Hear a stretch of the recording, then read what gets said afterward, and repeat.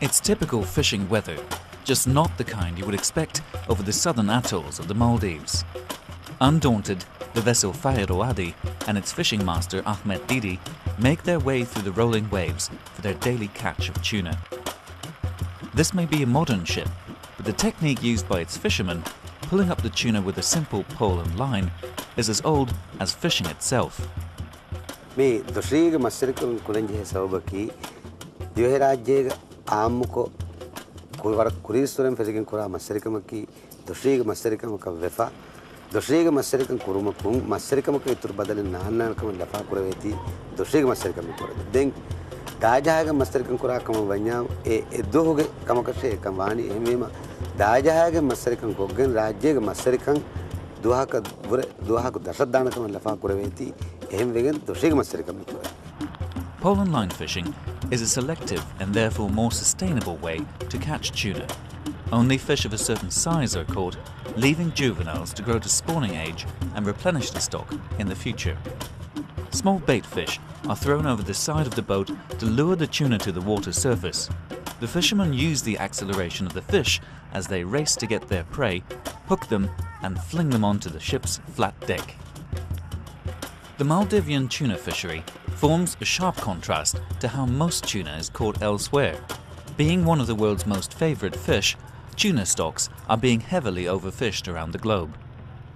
Here in the Pacific, one of the world's largest remaining tuna fishing grounds, most skipjack is caught by a method known as purse seining. A large net is drawn around a school of fish by a skiff and then tightened from the bottom like a purse.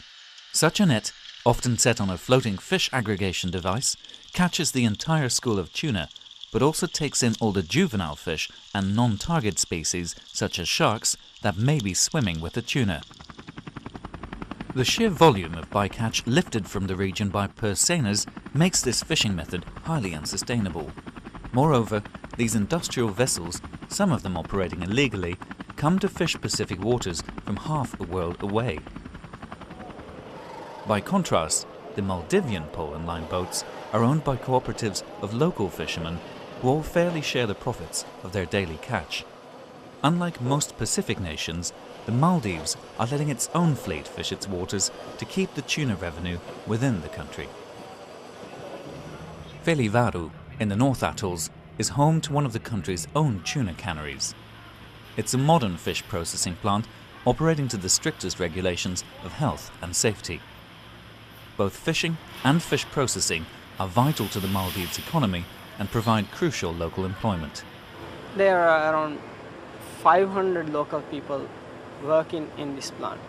That means 500 families, local families, are looked after. And for fishermen, we pay cash daily. So compared to other industries, what we get from for the company is very well distributed through the community. It's often the profit margin that forms the biggest stumbling block for environmentally responsible and sustainable food products. Fish Forever, distributed by Organico Real Foods in the United Kingdom, is one of the brands marketing the Maldivian pole and line tuna in Europe. Its managing director, Charles Redfern, believes retailers should take a greater responsibility in promoting sustainable fish products.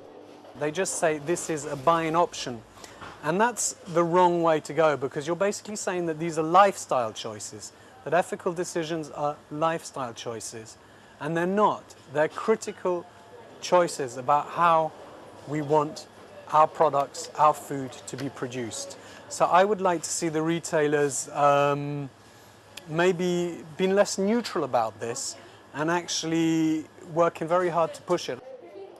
At the moment, cans of pole and line caught tuna harvested by Maldivian fishermen are sold alongside the competition fished industrially by foreign fleets in the Pacific.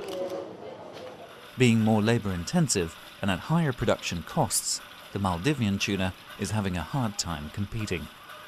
We hope that people in other countries will realize that we are doing something for the sustainability, and we hope that one day people will pay more for our fish.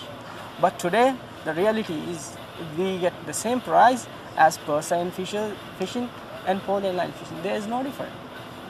In the end, we will have no choice If we want to run the factory, if we want to do this, we have to go for what everyone else is doing. Just go for the same.